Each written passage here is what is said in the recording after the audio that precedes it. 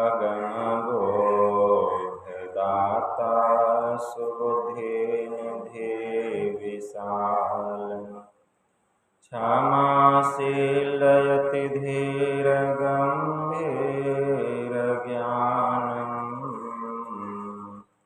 धर्मकीलदृढधीरसमधीरध्यानम् जगत्त्राणकारी अंधारे उदारम् भगत प्राण रूपं दयागुणपारम् नमो सतगुरुमज्ञानदाता सुस्वामी नमामि नमामि नमामि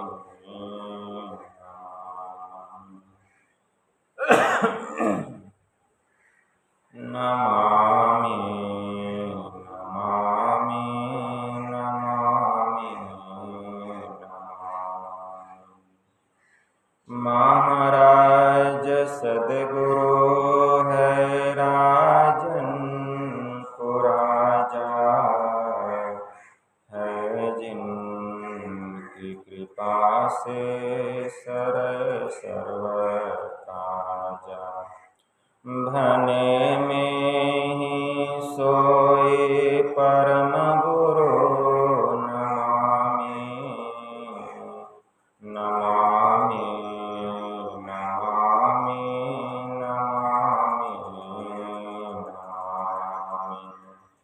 नमामि नमामि नमामि नमामि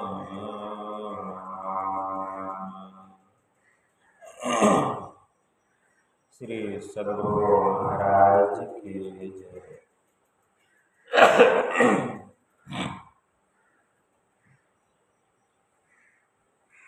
अव्यक्त रूप में प्रातः स्मरणीय अनंत श्री परम विभूषित परमाराध्य संत सद्गुरु महाराज के पावन कमल चरणों में बारंबार नमन। तीर्थों को भी पावन करने वाले वंदनीय साधु समाज के श्री चरणों में कोटि सह नमन। आदरणीय सत्संग प्रेमी गुरुजनों, भक्तिमती माताओं एवं धर्मशिला बहनों, इस संतमत सत्संग के द्वारा ज्ञान योग युक्त एकमात्र ईश्वर भक्ति का संदेश दिया जाता है, उपदेश दिया जाता है। प्रत्येक प्राणी मात्र को बोध कराया जाता है कि ज्ञान क्या है, योग क्या है, भक्ति क्या है, जीव क्या है, माया क्या है, ब्रह्म क्या है। इन सभी रहस्यमयी बातों का ज्ञान सत्संग के माध्यम से यह जो जीव अबोध बना हुआ है, सत्संग श्रवण करते करते एक दिन वह सुबोध और परम ज्ञानी हो जाता है। अभी इस स्तुति, संत स्तुति और गुरु वंदना से पाठ का शुभारंभ हुआ। हम लोगों ने अति ही मनोयोग पूर्वक भक्ति युक्त ढंग से पाठ का श्रवण किया। तत्पश्चात परमाराध्य के द्वारा स्वलिखित सदग्रंथ सत्संग योग चारों भागों से हम लोगों ने भाग 1, 2 और 4 का भी श्रवण किया। पाठ के क्रम में हम लोग वैदिक मंत्रों को श्रवण कर रहे थे। मंत्र में आया है कि वेद भगवान उपदेश कर रहे हैं, ओम युञ्जानः प्रथमं मनस्तत्वाय सविता धियम् अग्निर्ज्योतिर्निचाय पृथिव्या अध्यावरत। इस मंत्र के द्वारा वेद भगवान उपदेश करते हैं कि हे मनुष्यों, अगर तुम उस जगत प्रसव करता सृष्टिकर्ता सर्वेश्वर का, परमेश्वर का तत्व ज्ञान प्राप्त करना चाहते हो तो पहले बुद्धि योग करो, फिर मानस योग करो तथा अग्नि की ज्योतियों को एक करके योग की दृढ़ भूमि पर अपने आप को अच्छी प्रकार धारण करो। कहते सबसे पहले बुद्धि योग अर्थात सत्संग करो, क्योंकि गोस्वामी जी ने मानस में लिखा बिनु सत्संग विवेक न होई। बिना सत्संग किए सद्बुद्धि हो ही नहीं सकती है। सार क्या है, असार क्या है, क्या करना चाहिए, क्या नहीं करना चाहिए, कर्तव्य कर्म क्या है, अकर्तव्य कर्म क्या है, धर्म क्या है, अधर्म क्या है, इसका ठीक ठीक निर्णय हम बिना सत्संग के नहीं कर सकते हैं। इसलिए सबसे पहले बुद्धि योग करना पड़ेगा। जब खूब सत्संग करेंगे तो सत्संग करते करते इसका लाभ क्या मिलेगा? तो संत कबीर साहब ने कहा कि इस सत्संग में लाभ बहुत है, तुरंत मिलावे गुरु से। लाभ यही मिलेगा कि सत्संग करते करते एक दिन हमें संत सदगुरु मिल जाएंगे। तो पहले हम लोग सत्संग किए तब न संत सदगुरु मिले, और जब संत सदगुरु मिलेंगे तब क्या करेंगे? वे मानस योग और अग्नि की ज्योतियों को एक करने की विद्या, इल्म, जुक्ति बतला देंगे। ठीक है ना? जब तक संत सदगुरु नहीं मिलेंगे, यह जो मानस योग और अग्नि की ज्योतियों को एक करने की बात आई वेद भगवान उपदेश में जो कहा, यह विद्या कौन बतलाएंगे?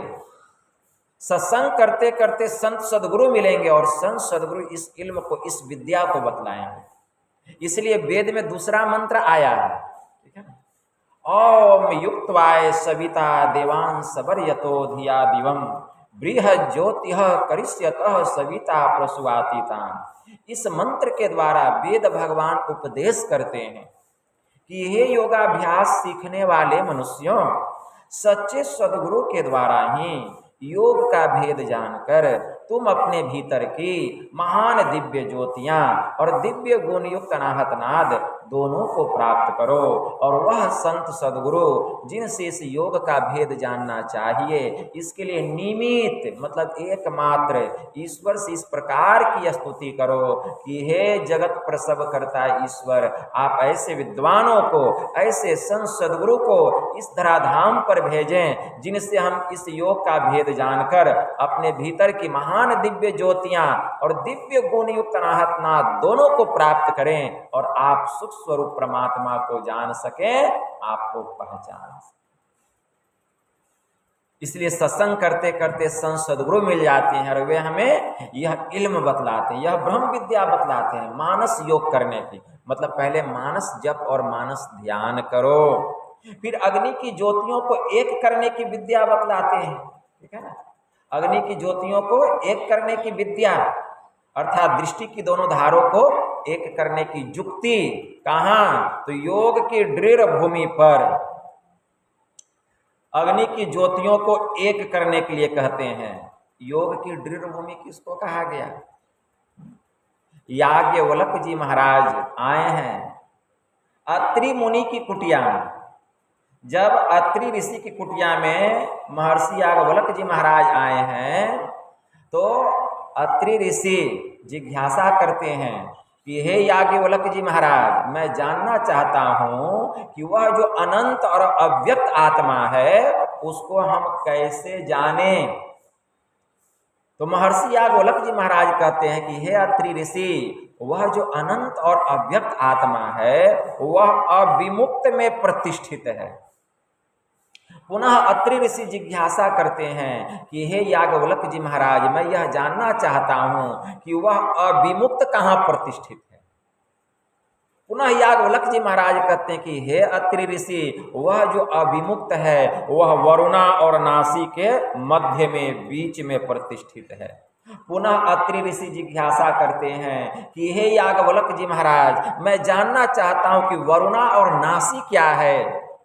पुनः महर्षि याज्ञवल्क्य जी महाराज कहते हैं कि हे अत्रि ऋषि, जो समस्त इंद्रिय कृत दोषों को दूर करता है उसी को वरुणा कहते हैं, और जो समस्त इंद्रिय कृत पापों का नाश करता है उसी को नासी कहते हैं। और उन्हीं दोनों के मध्य में वह स्थान है जहाँ वह अविमुक्त प्रतिष्ठित है। वहीं पर जोगी लोग ध्यान करने के लिए चेष्टा करते हैं, दृष्टि के दोनों धारों को एक करने का अभ्यास करते हैं, प्रयास करते हैं, उसी को योग की दृढ़ भूमि कहा गया, उसी को सुषुम्ना कहा गया, उसी को ईस्टर्न स्टार कहा गया, उसी को नफसनाथ का कहा गया, उसी को सूरत शिरोमणि घाट कहा गया। वही है योग की दृढ़ भूमि। वहीं पर अग्नि की ज्योतियों को एक करना है, ठीक है ना, वहीं पर एक करना है।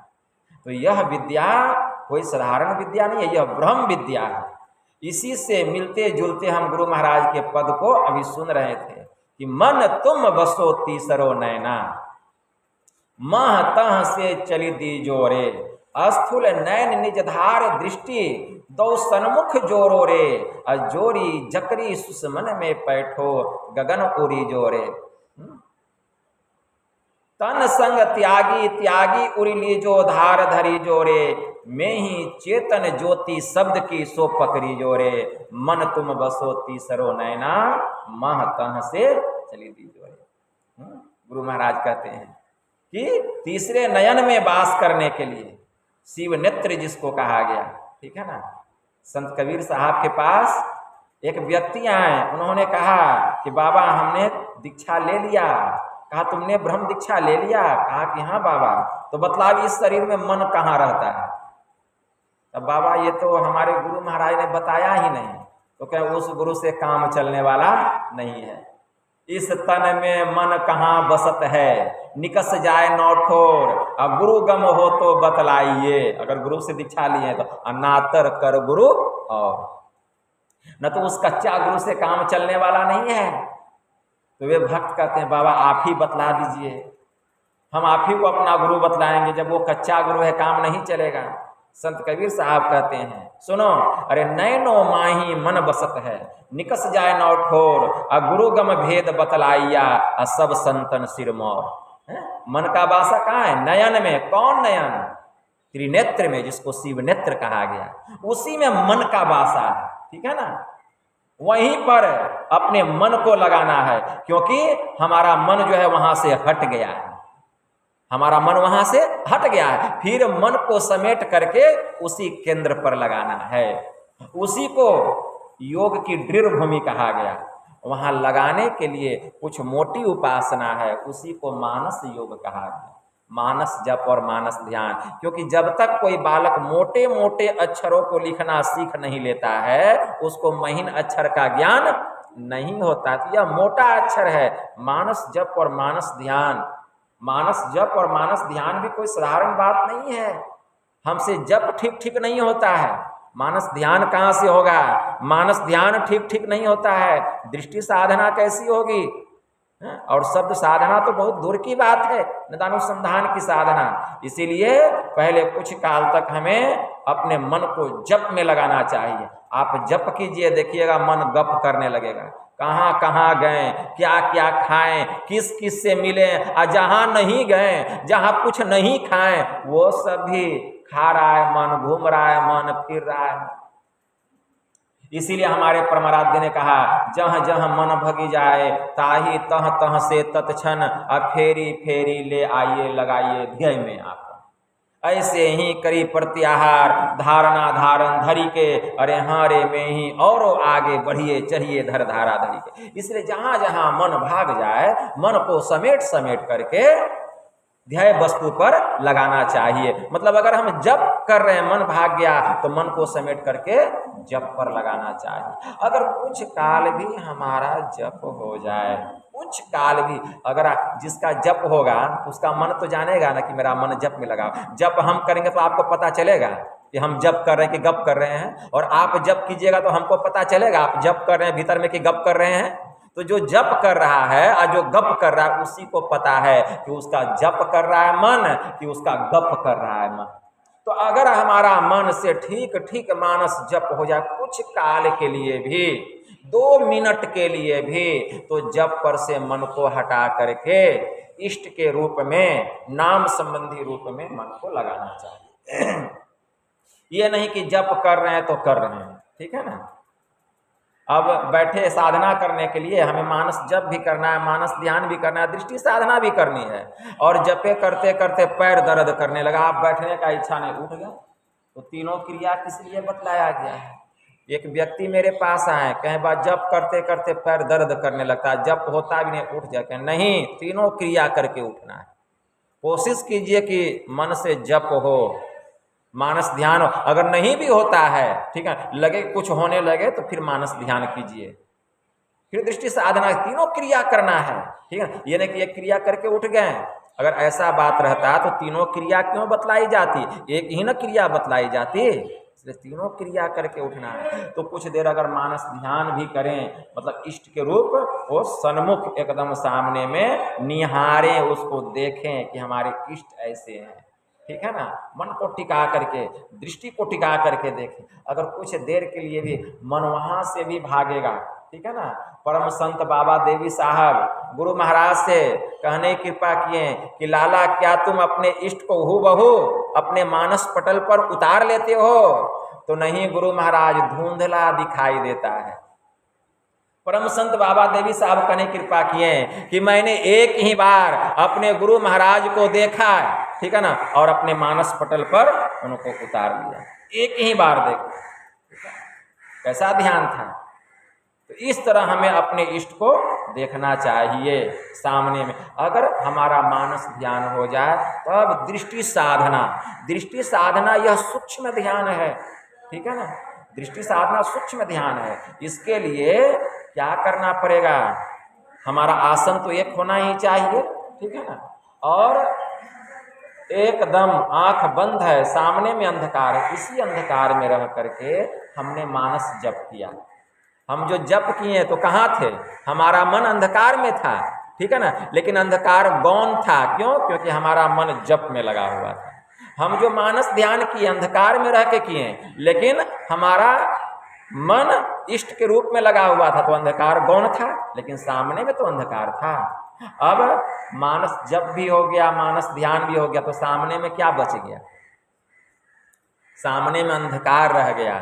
उसी अंधकार में दोनों आंख और नासिका का जो मिलन स्थान है, जहां हमारी माताएं और बहनें बिंदी लगाती है, उसी अंधकार में सिमटी हुई निगाह से, आंख पर बल नहीं देना है, सहज भाव से सिमटी हुई निगाह से एकदम सन्मुख सामने में गौर से देखना है, गौर से देखना है, गौर से। जैसे आप आंख खोल के किसी को गौर से देखते हैं ना बाहर, तो गौर से देखना है, सामने में सिमटी हुई निगाह से देखना है। आप देखिएगा कि जितना आपकी दृष्टि का सिमटाव होगा, उतना मन का सिमटाव होगा, और उतना ही अंधकार का सिमटाव होगा।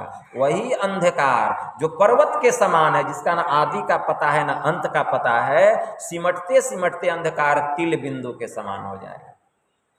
कैसा हो जाएगा, काले रंग के तिल के समान। क्यों, आपकी दृष्टि सिमट गई। जैसे सुई के छिद्र में डोरा पिरोते हैं, संसार में जब तक दृष्टि फैली रहती है सुई का छिद्र दिखाई देता है नहीं, अब दृष्टि को समेट लीजिए तो केवल सुई का छिद्र ही दिखाई देता है, फिर संसार का लोग दिखाई देता है। बस यही बात यहाँ है, अभी दृष्टि फैली हुई है, आंख बंद है तो पूरा अंधकार, ना आदि का पता ना अंत का। अब दृष्टि को समेट लेंगे तो जितना दृष्टि का सिमटा होगा, अंधकार तिल बिंदु के समान हो जाएगा। अगर उस तिल बिंदु पर हमारा मन ठीक ठीक कुछ काल के लिए टिका रहे, कुछ काल के लिए अगर हमारा मन ठीक ठीक टिक जाए, तो गुरु महाराज की वाणी में आया, सुनिए ध्यान से, क्षेत्र क्षर अक्षर के पार में परमालौकिक जेह में ही अंतर्वृत्ति करिके भजहूँ निशिदिन तेह, युग दृष्टि की एक तीक्ष्ण नोक से अचीरी तेजस बिंदु, सुनो अंतरनाद ही लखो सूर्य तारे इंदु। गुरु महाराज की वाणी में आया, ठीक है ना। अगर उस बिंदु पर ठीक ठीक मन टिका हुआ रह जाए, कुछ काल के लिए धारणा बन जाए, दृष्टि की दोनों धार सरसराती हुई आएगी, उस तिल बिंदु पर टकराएगी, वह तिल बिंदु फटेगा, खुलेगा। अभी सुने ना, ऐन महल पट बंद के चलु सुख मन घाटी हो, दृष्टि डोरी स्थिर रहे तम बिचही में फाटी हो। वह तिल बिंदु खुलेगी। दृष्टि योग अभ्यास अति ही करत कंपनी सहज ही छूटे, प्रौर होवे सूरत तिल दरवाजा टूटे। कैसे? नजर की जोर से। दृष्टि की दोनों धार वहां जाकर के टकराएगी, दृष्टि की शक्ति वहां टकराएगी, वह तिल खिड़की खुलेगी, तिल दरवाजा टूटे नजर की जोर से, और यहाँ रे में ही लगे टकटकी खूब जोर बर जोर से। क्यों? वहां ब्रह्म ज्योति प्रकट हो जाएगा, वहां तेजस बिंदु प्रकट हो जाएगा, उस बिंदु से ब्रह्म ज्योति का प्रकाश निकल रहा है, आपका अंदर प्रकाश हो जाएगा, अंदर के अंधकार का नामो निशान मिट जाएगा। जैसे वह बिंदु प्रकट हुआ, अंधकार का नामो निशान खत्म, हम स्थूल से सूक्ष्म में प्रवेश कर जाएंगे। उस बिंदु पर सूरत की चढ़ाई होगी, उस बिंदु में हम प्रवेश करेंगे, हमारी समाधि लग जाएगी। वहीं पर साधक को समाधि लगता है, और जब समाधि लगता है तो दिन हुआ कि रात हुआ, 3 घंटा हुआ, 10 घंटा हुआ, भी सुन रहे थे ना बाबा से, पता नहीं चलता है। वहीं पर समाधि लगती है, ऐसे समाधि नहीं लगती है, ठीक है ना।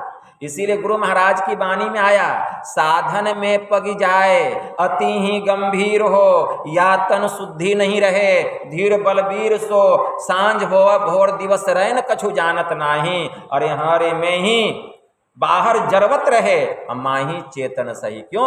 ज्योति मंडल की सैर झकाझक झांकिए, तिल डिग जुगनू ज्योति टकाटक ताकिए, होत बिज्जू उजियार नजर थिर न रहे, अरे हारे में ही सूरत कांपती रहे, अरे ज्योति दृढ़ क्यों गए?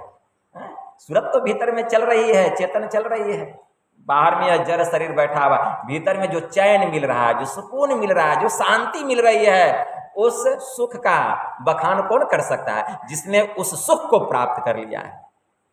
संत कबीर साहब ने कहा, आत्म अनुभव ज्ञान की कहे जो कोई बात, ज्यों गुंगा गुर खाई के कहे कौन मुख स्वाद, ज्यों गुंगे के सैन को गुंगा ही पहचान, सो ज्ञानी के सुख को ज्ञानी होए सो जान। ठीक है ना। तो उसके सुख को वही जान सकता है जिसने उस सुख को प्राप्त किया है। आप नहीं जान सकते हैं, या हम नहीं जान सकते, जिसने उस सुख को प्राप्त किया है वही जान सकता है कि वह सुख कैसा है। ठीक है ना। तो इस तरह से हम अंधकार से प्रकाश मंडल में जाते हैं। फिर शब्द साधना है, तो बात बहुत है, ज्ञान की बात कितना भी सुनेंगे लगेगा कि अभी कहाँ कुछ मिला है, कितना भी प्राप्त कर लेंगे, जब ज्ञान मंडल में प्रवेश करेंगे लगेगा कुछ नहीं मिला है, कितना भी सीख लेंगे ज्ञान की बात लगेगा कुछ नहीं सीखे हैं। इसीलिए तो गुरु महाराज कहने कृपा किए कि अभी मैं सीख रहा हूं। कभी गुरु महाराज नहीं कहा कि हमने सीख लिया। ज्ञान ऐसा है, तो जो उस मंडल में विचरण करता है उसी को पता चलता है। वह मंडल में वही विचरण करता है जो कि साधन करता है, ध्यान करता है। ठीक है ना। जिसका खान पान पर संयम, आहार विहार पर संयम रहता है, वही उस दिशा में चलता है। इसीलिए इस ज्ञान को हम जाने, इसके लिए ध्यान करें। तो समय भी बहुत हो चुका है, यही थोड़ा सा हम आप लोगों को सुना दिए। बोलिए प्रेम से श्री सद्गुरु महाराज।